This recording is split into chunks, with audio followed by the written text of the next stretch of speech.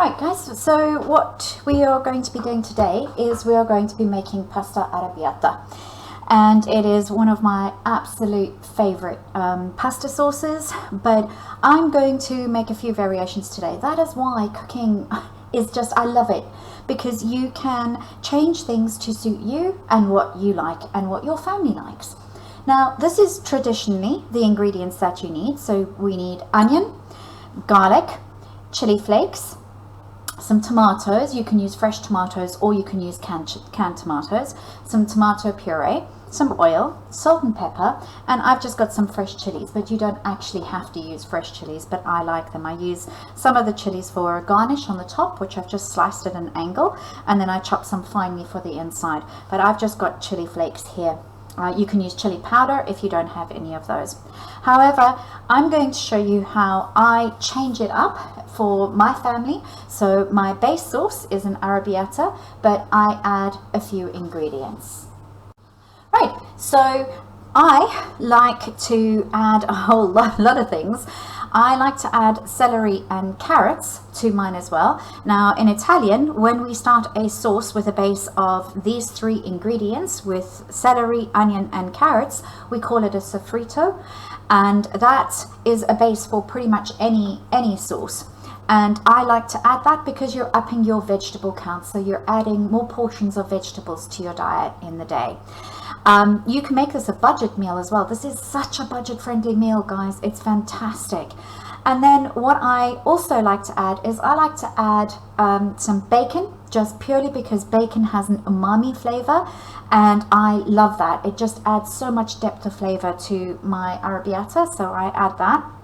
And then here I have got some kielbasa, which is a sausage, a Polish sausage. And again, it's almost got a bacon flavor to me. So I add that. It was actually leftovers, so that's why I'm adding the two today.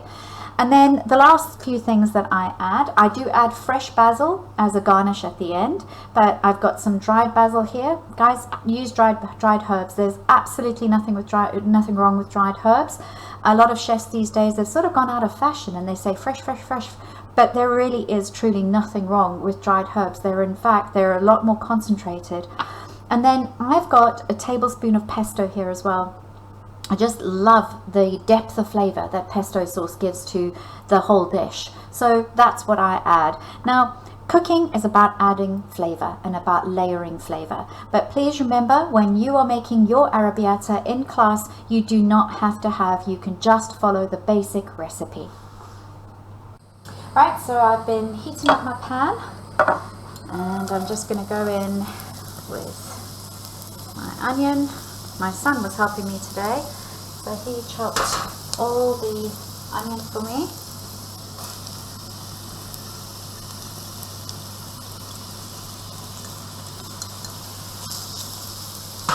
Right, and I'm going to fry that for a few minutes on its own. Right, then I'm going to add the celery and the carrots. Give that a mix up. Oh, sorry, I don't know if I mentioned that I had my oil heating up in my pan, and I'm going to leave that. Right, and on my other hob over here,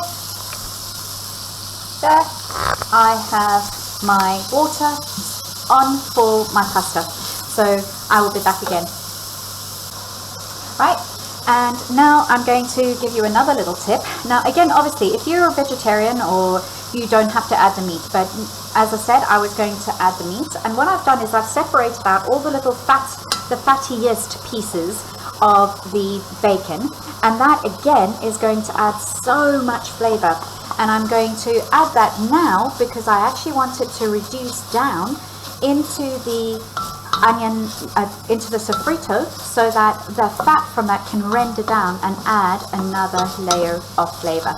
Guys, at this stage I do not want to add color to the vegetables. I am literally just getting them so that they change to a translucent color, and you can see that that's already started happening. So the onion has started changing color from that very sort of white color to a more translucent color. so now that's really nice and browning nicely. It's not too hot, not browning, sauteing, sorry. So it's just cooking and it's changing color slightly. So I'm now going to add the rest of my bacon, and remember, you can add it or you can leave it out. And I'm going to start frying that just so that I can get some color on that bacon. Right, so now you can see that that bacon is nicely cooked, and I've just got everything softened and cooking. Now I'm going to add the garlic.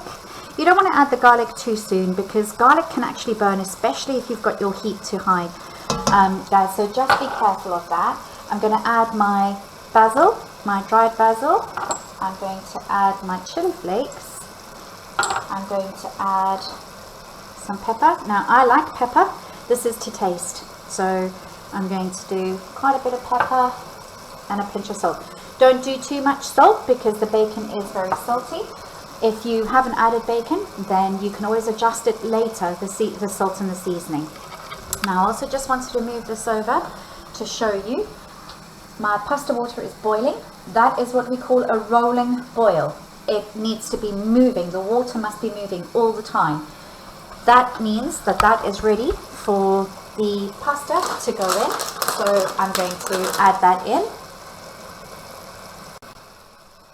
Right, so going to mix that in. And then I'm going to add everything else, guys. So I'm going to add the tomato.